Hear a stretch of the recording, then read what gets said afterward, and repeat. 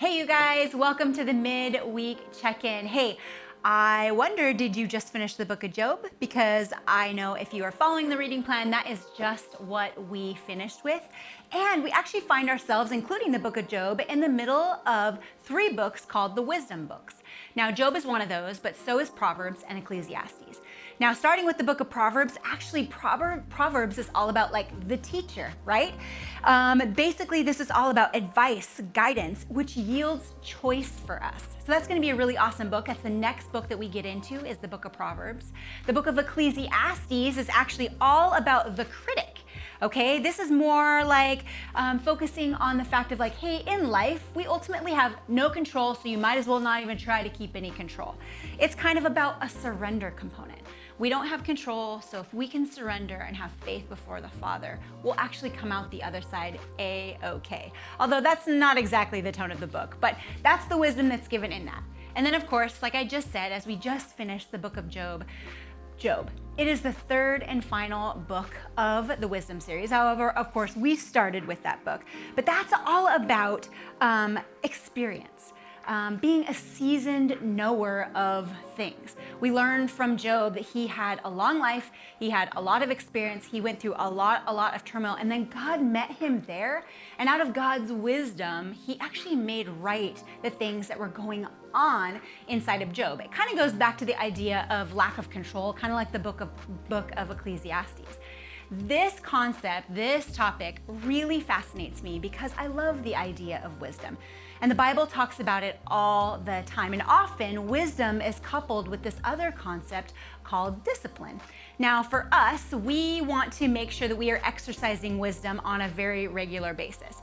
It actually also is one of the spiritual gifts. Maybe you're gifted with supernatural spiritual wisdom. That is really, really awesome and a really, really cool gift to have. But all of us need to still exercise wisdom for sure. So as we read through these books and we finish Job and we're going into we're going into Proverbs and then we'll read in Ecclesiastes, we can learn a lot of wisdom from these books. But we can also learn wisdom from the rest of the Bible. We can also seek wisdom from trusted counsel, mentors. We have a mentorship program here at Living Word. So if you're looking for wisdom on how to make decisions for your life in the future, you just need some support as you navigate a season of life, make sure you check those mentors out. But I know about me too, I also just really press into trusted friends. I talk to my husband, but I will tell you this, seeking wisdom is wise. Going out and asking for help, people who have experienced things like Job, people who might want to kind of tear an idea apart. Hopefully it's in a safe way and you don't feel totally like trampled, but like the book of Ecclesiastes.